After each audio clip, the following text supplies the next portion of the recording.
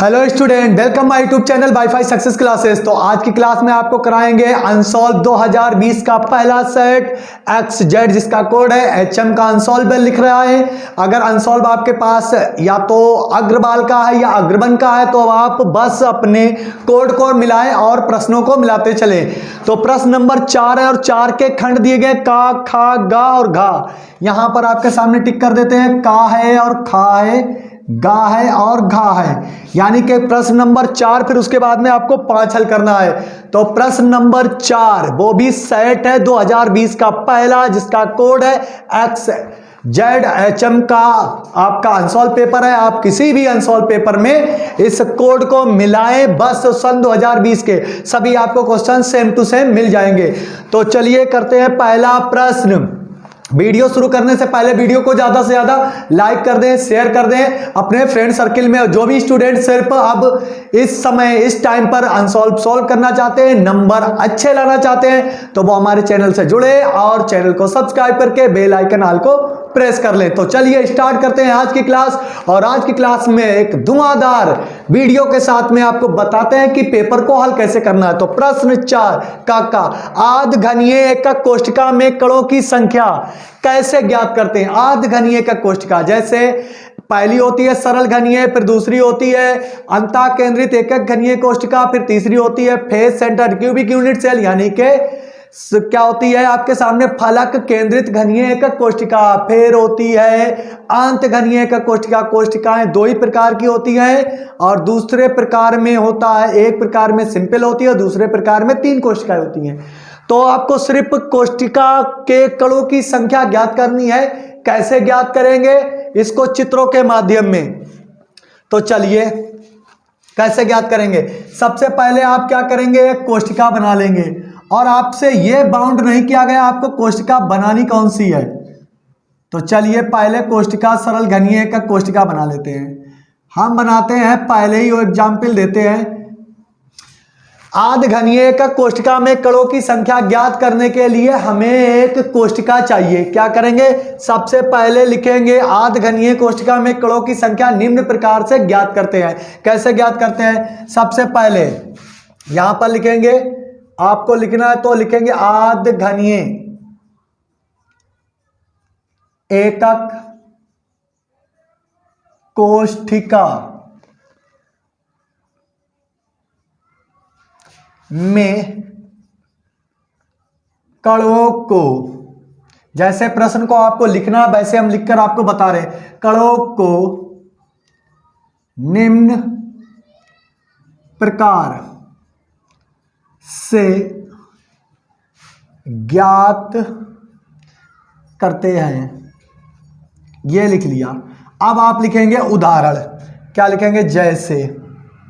सबसे पहला काम है जैसे। जैसे में आप लिखेंगे तो लिखेंगे सबसे पहले सरल घनीय एकक कोष्ठिका लिखेंगे। और सरल घनीय एकक कोष्ठिका का जो डेफिनेशन होती है वो होती है ऐसी घनीय एकक कोष्ठिका जिसमें अवयवी कण कोनों पर उपस्थित होते हैं, केवल कोनों पर उपस्थित होते हैं और प्रत्येक कोने पर हमने बता रखा है 1/8 परमाणु होता है। कितना होता है?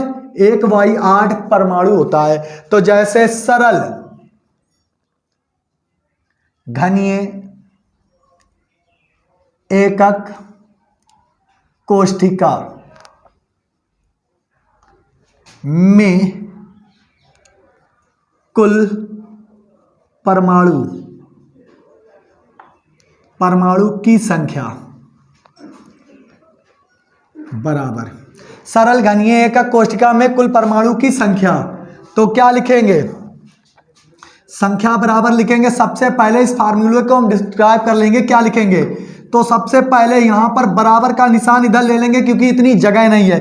बराबर का निशान यहां पर लेंगे और लिखेंगे कोनों पर उपस्थित कणों की संख्या इनटू कोनों की संख्या। कोनों की संख्या। कोनों पर आपने सीखा होगा, इतना अब आप नादान नहीं रहे हैं कि आपको पता नहीं कि एक घनीय कोष्ठिका में कोनों पर केवल 1/8 परमाणु यानी कण उपस्थित होता है। इस परमाणु को ही हम कण कहते हैं। तो 1/8 होता है, तो हमें सबसे पहले क्या हल करना है, कोनों पर उपस्थित परमाणुओं की संख्या कितनी होती है, 8, और कुल टोटल कोने 1 2 3 4 5 6 7 8, तो लिखेंगे 8 कोने होते हैं। तो 8 से 8 का डिवाइड लग देंगे, लिख देंगे 1 परमाणु। यह क्वेश्चन हो गया हल और आंसर आपके सामने है। क्या लिखा है कि याद घनीय कोष्ठिका में कणों की संख्या निम्न प्रकार से ज्ञात करते हैं, जैसे सरल घनीय का कोष्ठिका में कुल परमाणुओं की संख्या या कणों की संख्या बराबर कोनों पर उपस्थित परमाणुओं की संख्या गुणे कोनों की संख्या, कोने 8 हैं और परमाणु 1/8 उपस्थित होता है, 8 से 8 कट गया, एक परमाणु, टोटल एक ही परमाणु उपस्थित होता है सरल घनीय का कोष्ठिका में। अब उसके बाद आ जाता है नेक्स्ट क्वेश्चन, बहुत आसान और सिंपल क्वेश्चन है, देखिए मजा आएगा करने में। संक्रमण धातुओं के सामान्य इलेक्ट्रॉनिक विन्यास को लिखिए और परिरक्षण प्रभाव को समझाइए। यानी कि 3 नंबर का प्रश्न है, उतना ही क्वेश्चन लिखना होगा। 1 नंबर का तो आपका फार्मूला हो जाता है। तो इसको रफ करते हैं और नेक्स्ट क्वेश्चन पे आ जाते हैं और हल लिखते हैं। आप इसको वीडियो को ज्यादा से ज्यादा लाइक करते रहें और शेयर करते रहें। तो क्वेश्चन नंबर है ख, लिखेंगे सबसे पहले संक्रमण धातुओं का सामान्य इलेक्ट्रॉनिक विन्यास। तो लिखिए संक्रमण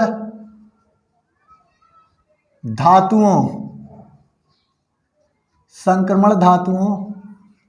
का सामान्य इलेक्ट्रॉनिक विन्यास होता है, आपने सीखा होगा n-1 की पावर 1 से लेके 10 तक इलेक्ट्रॉन और ns2, ये होता है इसका सामान्य इलेक्ट्रॉनिक विन्यास। क्या होता है, संक्रमण धातुओं का सामान्य इलेक्ट्रॉनिक विन्यास निम्न होता है, निम्न है। आगे लिख देना यहां पर विन्यास निम्न है। तो ये होता है n-1, इतना लिखने का आपका 1 नंबर कंप्लीट हो गया। अब आगे वो बताता है, क्या कह रहा है, संक्रमण और परिरक्षण प्रभाव को समझाइए। यानी कि आपको परिरक्षण प्रभाव हेडिंग डालनी होगी, परिरक्षण प्रभाव।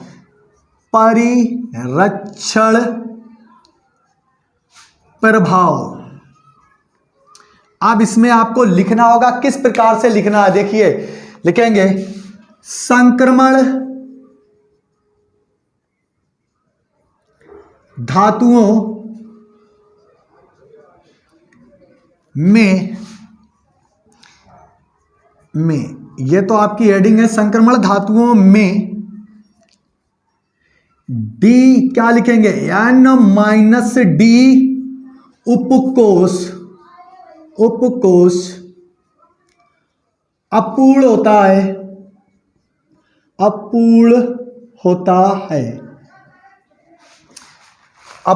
है परमाणु क्रमांक बढ़ने के साथ साथ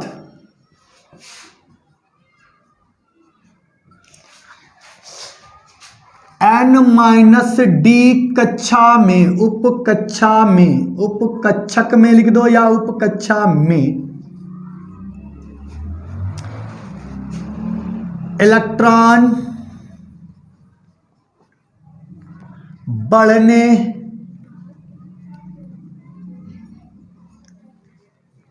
के साथ साथ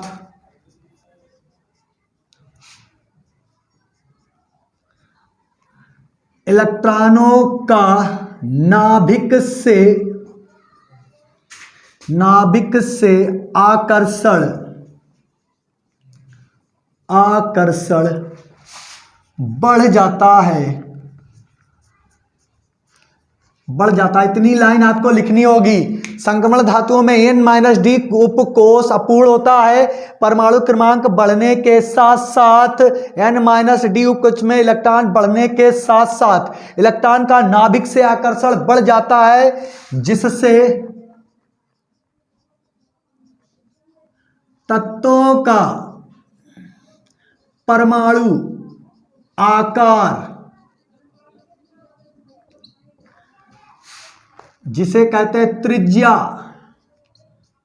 घट जाती है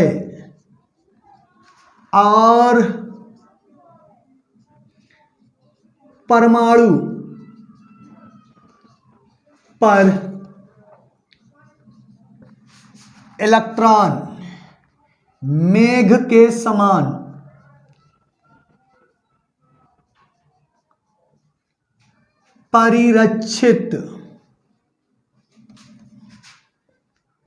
परिरक्षित हो जाते हैं।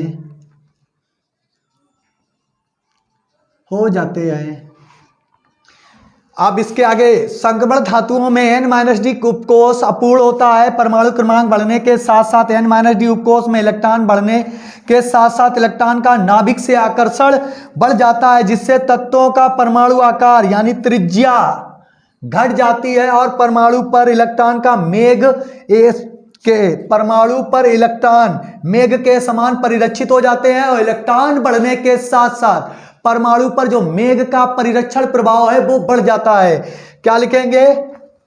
इलेक्ट्रॉन बढ़ने पर, इलेक्ट्रॉन या परमाणु क्रमांक बढ़ने पर, यहां पर लिखेंगे परमाणु क्रमांक बढ़ने पर परिरक्षण प्रभाव बढ़ जाता है, प्रभाव बढ़ जाता है।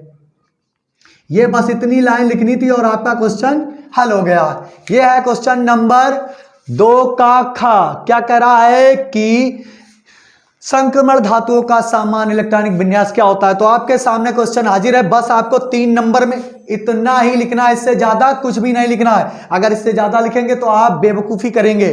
तो आपसे कहना बस जितना क्वेश्चन पूछा जाए उससे ज्यादा नहीं लिखेंगे। ये जो बात लिखी है परिरक्षण प्रभाव, वो आप परमाणु त्रिज्या, जो डी ब्लॉक के तत्वों की परमाणु त्रिज्या के बारे में पढ़ते हैं वो पढ़ लेंगे तो परिरक्षण प्रभाव को भी आप सही से जान जाएंगे। तो यही है, आपको इतना ही लिखना है। उसके बाद में आ जाता है क्वेश्चन नंबर गा। योगात्मक बहुलकन को परिभाषित कीजिए। टेफ्लॉन तथा पॉलीएक्रिलो नाइट्राइल को बनाने की रासायनिक समीकरण को लिखिए तथा प्रत्येक की एक एक उपयोगिता बताइए।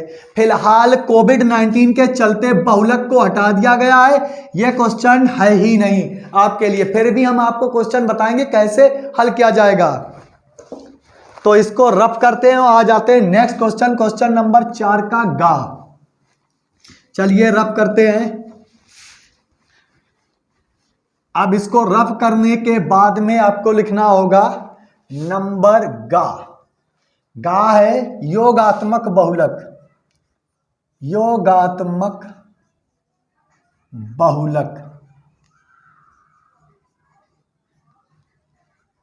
यहां पर सबसे पहले आप जान गए योग, यानी कि अणुओं की छोटी छोटी इकाइयां मिलकर एक बड़ा अणु बना देती हैं, यानी कि बृहत अणु बना देती हैं। ऐसे यौगिक योगात्मक बहुलक कहलाते हैं, यानी कि बहुलक कहलाते हैं। और जिनका योग होने पर जो संरचना बनती है वो योगात्मक बहुलकन कहलाती है।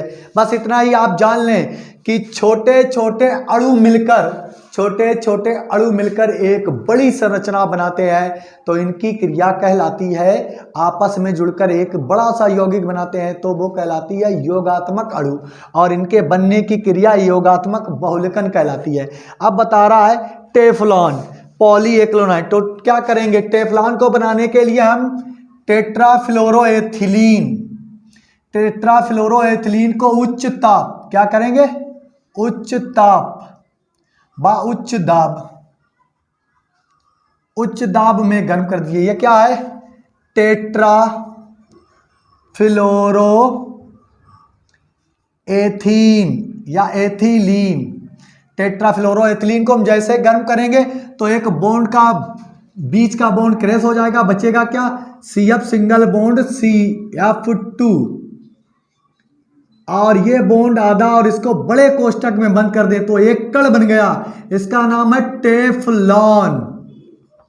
ये टेफ्लॉन और यहां यन लगा देंगे और इधर भी यन अणु ले लेंगे, ये टेफ्लॉन बनाने की विधि है। अब उसके बाद में कहता है पॉलीएक्रिलोनाइट्राइल, तो क्या होता है मेथिल बाइनिल साइनाइड यानी कि CH2 डबल बॉन्ड CH और ऊपर लगा देंगे CN, ये होता है बाइनिल साइनाइड।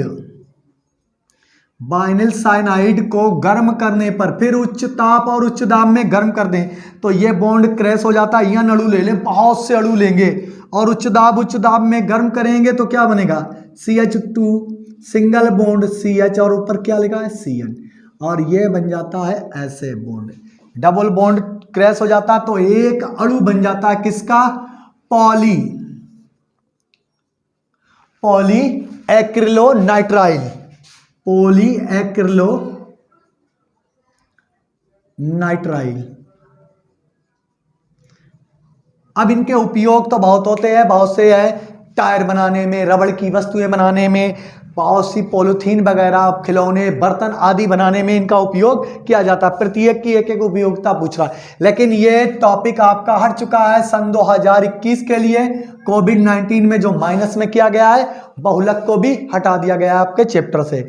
अगला क्वेश्चन है साबुन पर टिप्पणी कीजिए, साबुन पर टिप्पणी कीजिए। साबुन को लिखना कोई बड़ी बात नहीं है। साबुन क्या होते हैं, साबुन को कहते हैं उच्च बसीय लवण के यौगिक साबुन कहलाते हैं, उच्च बसीय अम्ल के लवण यौगिक साबुन कहलाते हैं। यानी कि स्टेरिक अम्ल को कास्टिक सोडा के साथ गर्म कर दें तो साबुन बनता है, लेकिन इस बार आपका साबुन हटा दिया गया तो हम आपको बताते हैं, लेकिन फिर भी हमारा बताने का काम है। इसको रब कर देते हैं, तो इसको रब करते हैं और क्वेश्चन नंबर घ को देखते हैं। घ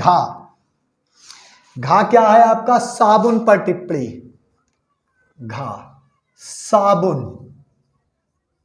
क्या लिखेंगे, उच्च बसीय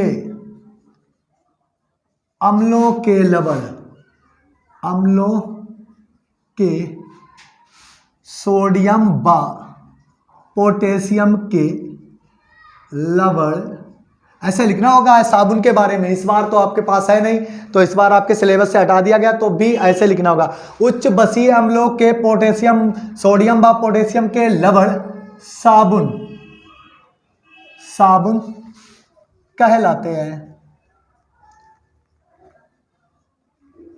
अब लिखेंगे बनाने की विधि, बनाने की विधि। अब स्टेरिक अम्ल लिखिए, CH2COO।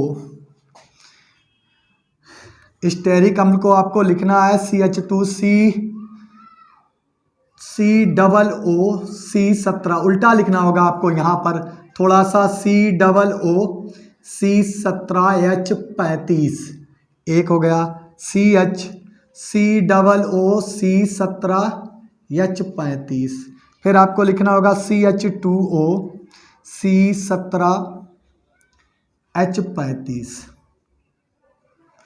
ये होता है स्टेरिक अम्ल। इसको किसके साथ, सोडियम हाइड्रोक्साइड के साथ गर्म कर दें तो बॉन्ड कितने क्रैश हो जाएंगे, 3, और यहाँ पर 3 का मल्टीप्लाई लगा तो 3 OH इसके साथ जुड़ जाएंगे तो सबसे पहला आपका कंपाउंड बनेगा। आगे एरो लगाना है लेकिन यहाँ पर लग नहीं सकता, तो सबसे पहला आपका यहाँ पर ऐसे लगाएं तो सबसे पहला आपका कंपाउंड बनेगा CH2OH, एक जुड़ गया क्योंकि 3 OH है यहाँ पर, CHOH,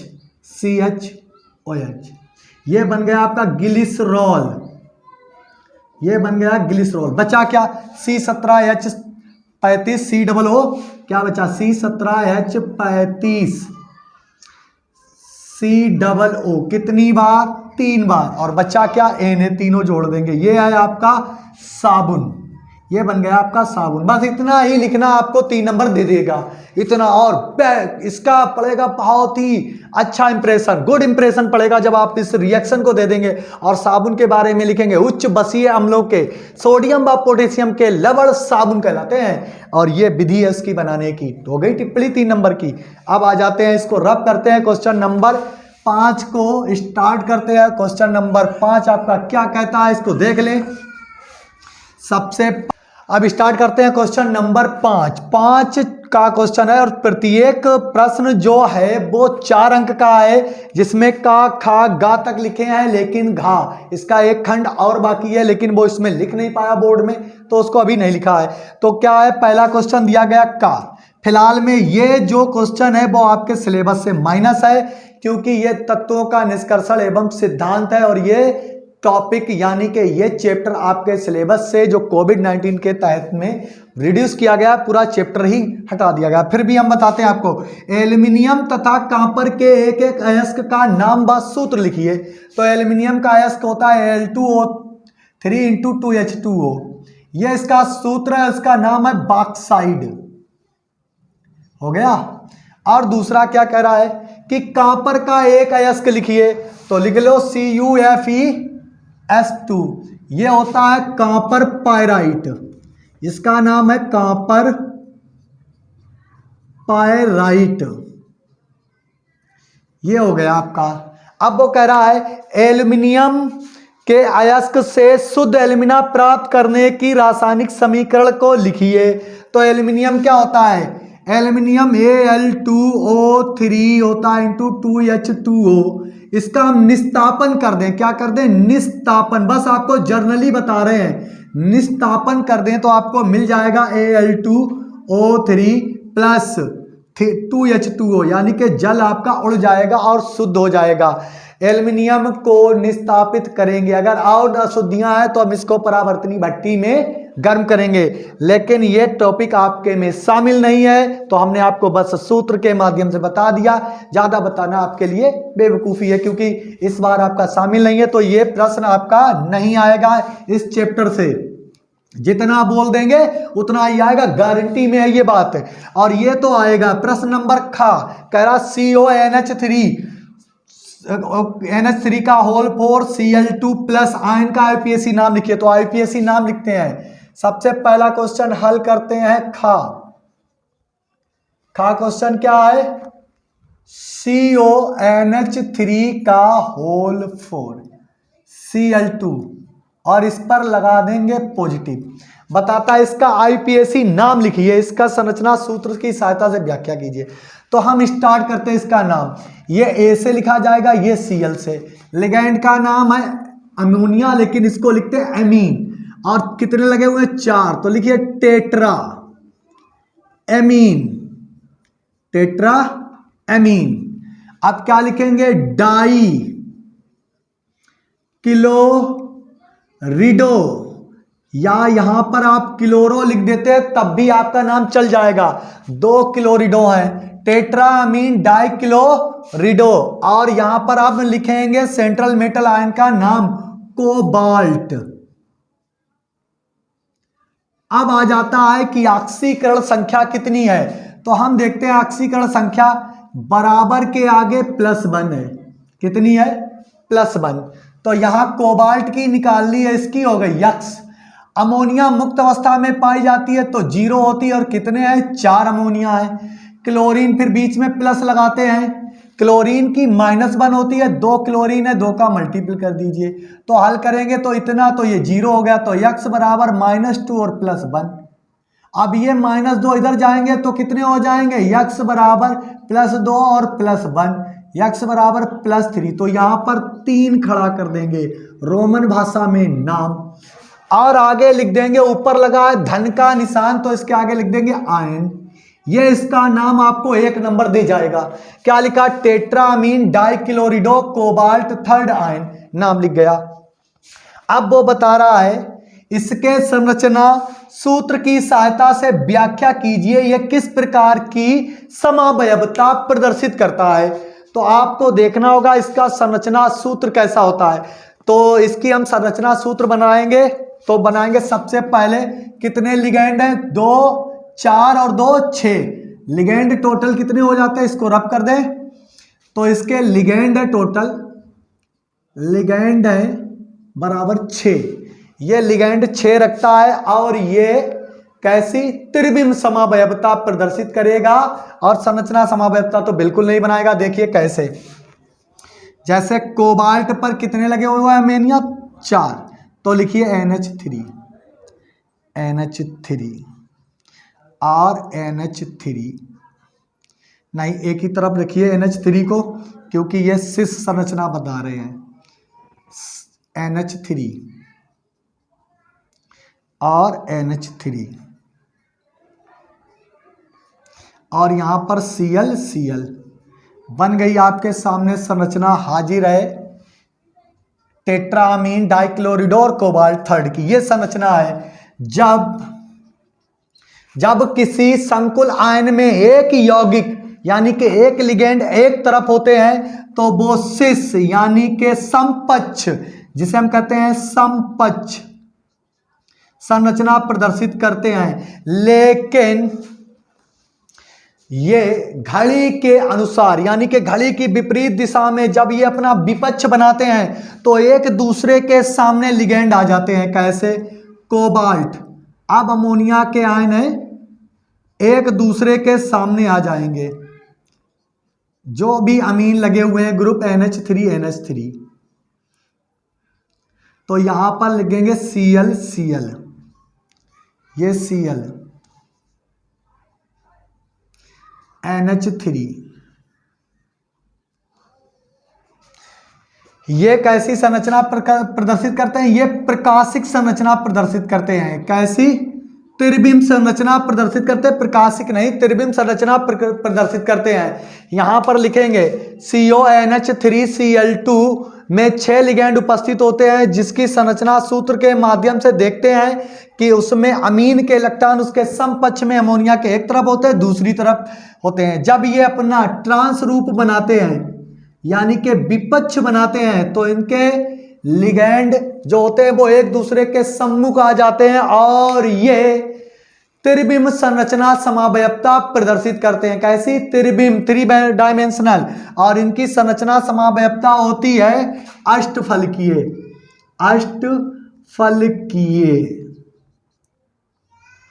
ये कैसी, त्रिविम संरचना समावयवता प्रदर्शित करते हैं यानी 3 डायमेंशनल संरचना समावयवता नहीं, ये त्रिविम यानी कि आइसोमेरिज्म।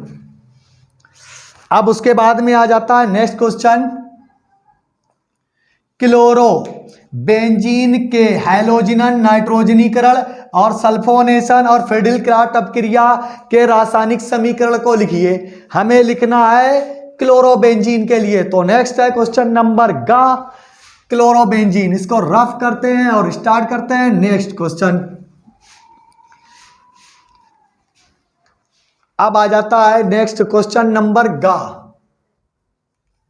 किसका है, क्लोरोबेंजीन। क्लोरोबेंजीन जिसका फार्मूला होता है C6H5Cl और जिसमें हैलोजिनन है, नाइट्रोजनीकरण है, सल्फोनेशन है और फिडिल-क्राफ्ट अपक्रिया, यानी कि क्लोरोबेंजीन की सब इलेक्ट्रॉन स्नेही प्रतिस्थापन अपक्रिया। पहली क्लोरोबेंजीन की हैलोजिनन यानी कि कोई भी एक हैलोजन ले लो, चाहे क्लोरीन ले लो चाहे ब्रोमीन ले लो, तो X2, और ये आयरन धातु की उपस्थिति में होती है। नेक्स्ट अपक्रिया क्लोरोबेंजीन की है। आगे चलिए देखिए उसमें क्या लिखा है। क्लोरोबेंजीन की हैलोजन लिख ली, अब नाइट्रीकरण यानी कि HNO3, ये प्रेजेंस होती है H2SO4 की। अगली अपक्रिया है सल्फोनेशन यानी कि सल्फ्यूरिक अम्ल से करानी है, सब क्लोरोबेंजीन की करानी है, H2SO4, ये हो गई। अब आ जाती है कि सल्फोनेशन के बाद में क्या बोला है, फिडिल-क्राफ्ट अपक्रिया। तो फिडिल-क्राफ्ट अपक्रिया ले लीजिए क्लोरोबेंजीन की, ये लीजिए और किससे करा दें, CH3Cl से, यानी कि मेथिल एथिल क्लोराइड किसी से भी करा दीजिए। तो यहाँ हाइड्रोजन की जगह X2 लिखा है, और हाइड्रोजन आप जानते हैं X बराबर फ्लोरीन, क्लोरीन, ब्रोमीन और आयोडीन, यही 4 हाइड्रोजन होते हैं, जिनमें हमारे ये 3 इंपॉर्टेंट होते हैं। फ्लोरीन के इतने ज़्यादा कंपाउंड नहीं बनते। तो हम यहाँ पर ले लेते हैं Cl2। क्या करेंगे, एक H निकालेंगे यहाँ से और एक HCl बाहर हो जाएगा। क्या हो जाएगा, HCl। तो 2 कंपाउंड बनने के चांस होते हैं, मेजर और माइनस। यहाँ पर बनेगा Cl और यहाँ पर लग जाएगा Cl, और करके आप लिख सकते हैं एक और कंपाउंड, क्योंकि ये मिश्रण बनाते हैं। देखिए इसकी परसेंटेज होगी लगभग 36 और इसकी होगी 54%। ठीक है, तो ये बनेगा Cl यहाँ पर और ये बनेगा लगभग 54%। तो दोनों हमें बनाकर दिखाने होंगे। तो इसको अब 2 एक जैसे हो गए तो हम ऐसे नहीं लिखेंगे। तो यहाँ पर है ऑर्थो, ये है पैरा, तो क्या लिखेंगे, ऑर्थो डाई क्लोरो बेंजीन, और इसका नाम होगा पैरा डाइक्लोरो बेंजीन। ये ऑर्थो डाइक्लोरोबेंजीन, ये पैरा डाइक्लोरोबेंजीन, दोनों कंपाउंड बनाने होंगे। याद रखना, एक बनाकर नहीं छोड़ेंगे, नहीं आपके नंबर काट लिए जाएंगे। इसी प्रकार से यहाँ पर एक हाइड्रोजन निकालेंगे। आप चाहें तो यहाँ से दिखा सकते हैं, लेकिन एक ही दिखाते हैं। NH3 निकाल दिया, यहाँ पर क्या निकल जाएगा, H2O, NO2 बचा, तो एक बनेगा Cl माइनस NO2 यहाँ लग जाएगा। एक और बनाएंगे हम, 2 बनाते हैं भाई, एक मेजर बनता है यानी प्रमुख, एक बनता है गौड़, एक NO2 यहाँ लिखेंगे। तो इसका नाम है ऑर्थो नाइट्रो बेंजीन, और इसका नाम है, ये पैरा पर लगाए क्योंकि ये ऑर्थो होता है, ये मेटा होता है, ये पैरा होता है, और ये ऑर्थो के सामने ऑर्थो, मेटा के सामने मेटा, और ये पैरा, पैरा नाइट्रो, और क्लोरोबेंजीन लिखेंगे, क्लोरोबेंजीन।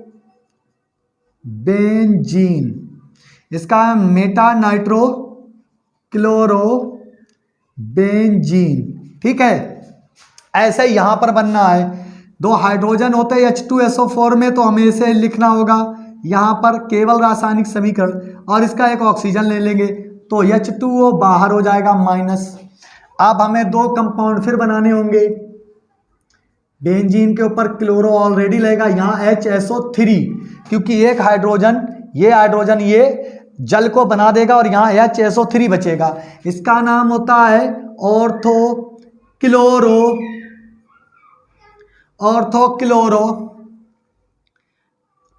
क्लोरो बेंजीन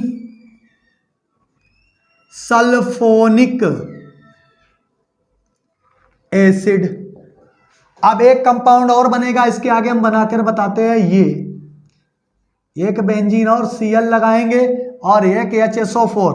अब यहां पर देखिए जगह नहीं बची है, तो हम इसको यहां पर रफ कर देते हैं, यहां पर लिखते हैं। ये क्रिया इसकी नहीं है, इसको हम बाद में करा देंगे।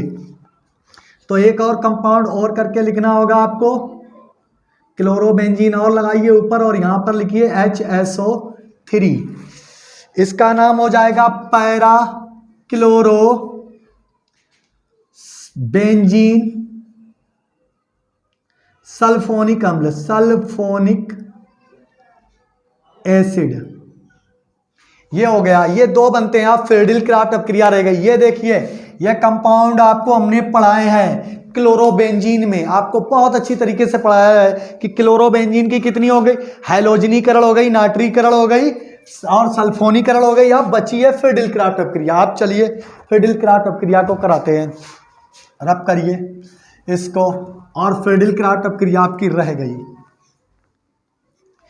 चलिए इसको रब करते हैं, और फिरडिल का नोट कर लेना आप इसको बहुत अच्छी तरीके से। वीडियो को थोड़ी देर के लिए पुश कर लें और नोट कर लें। अब फिरडिल क्राफ्ट अपक्रिया किसकी करानी है, क्लोरोबेंजीन की।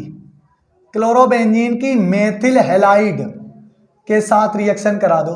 तो रिएक्शन कराने पर जब भी हम इसको किसी क्षार की प्रेजेंस में NaOH की उपस्थिति में गर्म करेंगे, तो यहाँ पर एक हाइड्रोजन निकाल लेंगे और ये HCl बाहर बचा, क्या CH3 वहीं लग जाएगा। तो एक बेंजीन के ऑर्थो Cl, यहां पर क्या लग जाएगा CH3 लग गया। और एक और बनेगा मेन, ये तो गौड़ है, प्रमुख बनाइए Cl, और यहां पर लग जाएगा CH3। तो इसको हम लिखेंगे ऑर्थो क्लोरोटोलुइन, क्योंकि अब कार्बन कार्बन की गिनती होगी भाई, कार्बन प्रमुख हो जाता है। अब यहां पर कार्बन टोलुइन, ना कि क्लोरोबेंजीन लिखेंगे, ऑर्थो क्लोरोटोलुइन लिखेंगे। ऐसे इसको लिखेंगे पैरा, क्योंकि कहां लगा है पैरा, लेकिन पैरा पर बताएंगे पैरा क्लोरोटोलुइन। अगर कोई ऐसे लिख देता है कि ऑर्थो मेथिल क्लोरोबेंजीन तो गलत हो जाएगा, क्योंकि कार्बन की मान्यता हम पहले देते हैं, कार्बन को फर्स्ट प्रिपरेशन देते हैं। तो ऑर्थो क्लोरोटोलुइन, पैरा क्लोरोटोलुइन हो गया। अब आ जाता है नेक्स्ट क्वेश्चन, क्वेश्चन नंबर गा। अब आपके सामने होगा क्वेश्चन नंबर गा, इसको रब कर देते हैं, का खा गा घा होगा। एक क्वेश्चन रह गया और प्रश्न नंबर 5 हल हो गया आपके सामने। तो अब आ जाते हैं क्वेश्चन नंबर अपने 5 के घा पर। क्या करा, एथेन मीन, एथेन मीन होता है,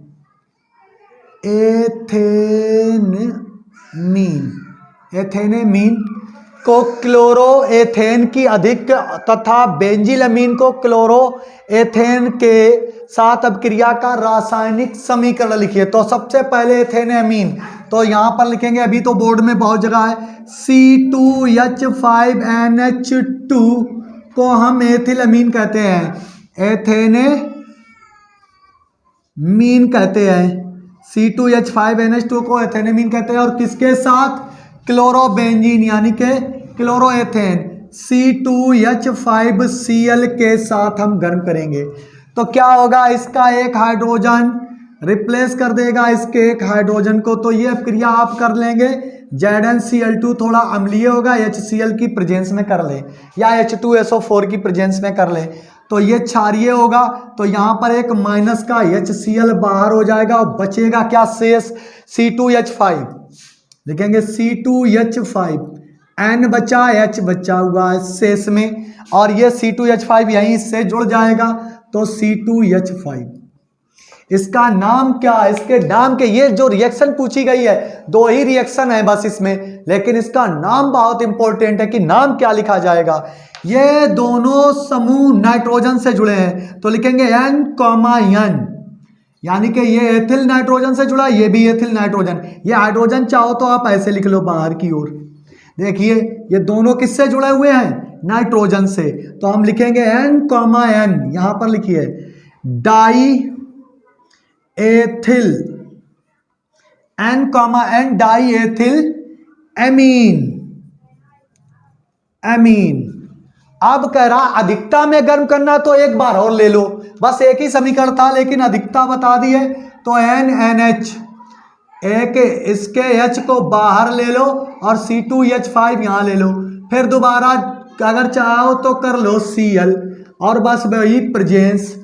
अब यहां पर ये H फिर एक बार गायब हो जाएगा, HCl बना देगा, और माइनस HCl। अगर आप ऐसा एग्जाम में दिखा देते तो कोई प्रॉब्लम नहीं कि ये इसको इससे पृथक हो रहा है। अब ये CH2 यहीं जुड़ जाएगा, तो क्या बनेगा, C2H5N, इसके ऊपर 2 बिंदी हो जाएंगी क्योंकि ये क्षारीय कंपाउंड है, और यहां पर लिख देंगे C2H5। इसका कितने नाइट्रोजन से कितने जुड़े, 1 2 3, तो क्या लिखेंगे N, try ethyl amine, N, try ethyl amine. ये बन गए 2 चीजें, एक तो बन गया N, डाईएथिल एमीन। अब बता रहा बेंजिल अमीन। अब आपको क्या करना होगा, बिल्कुल सेम, जहां एथिल है वहां पर बेंजीन लगानी होगी। इसको रब करिए, चलो रब करते हैं, इसको रब करते हैं। अब बेंजिलमीन क्या है, बेंजिलमीन की C6H5CH2NH2, यह है भाई बेंजिलमीन। ये बेंजिलमीन है, तो यहां पर हमें क्लोरोएथेन से क्रिया करनी, क्योंकि बेंजिल है ना कि बेंजीनमीन। यहां है एथेनेमीन और ये है बेंजिलमीन। अगर C6H5NH2 होता तो हम इसको बोलते एनीलीन, और बेंजिल अमीन की अपक्रिया होनी है किसके साथ? क्लोरोएथेन के साथ। तो क्या लिखेंगे? C2H5Cl, और वही अपक्रिया होगी कि ये HCl इसके साथ चला जाएगा और आपका मेन कंपाउंड बनेगा C6H5CH2NH, और यहाँ पर C2H5 जुड़ जाएगा और प्लस में आपका HCl निकल जाएगा। अब सबसे बड़ी आ जाती नाम, आखिर कंपाउंड यहां पर हमारा बना क्या है? तो फिर वही प्रोसेस आप लिखेंगे एन-एथिल। अब ये क्या था? पूरा बेंजिल अमीन, तो लिख दो बेंजिल अमीन, एन-एथिल बेंजिल अमीन। तो प्रश्न नंबर 5 पूरे हो गए। बस इतना ही लिखना होता है।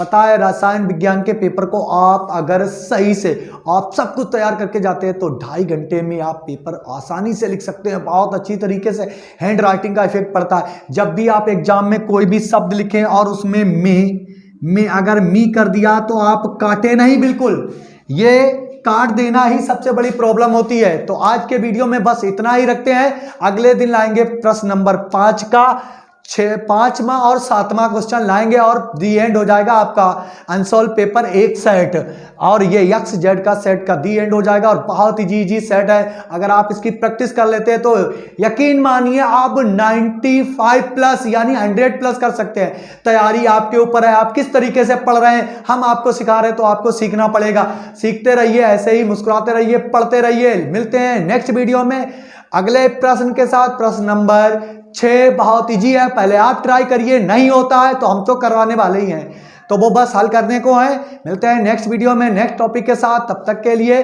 कैसा लगा हमारा वीडियो ये कमेंट बॉक्स में कमेंट करके बताएं। वीडियो अच्छा लगा है तो वीडियो को लाइक करें, शेयर करें, अपने फ्रेंड सर्किल में फैला दें। मिलते हैं नेक्स्ट वीडियो में, तब तक के लिए धन्यवाद, बाय बाय।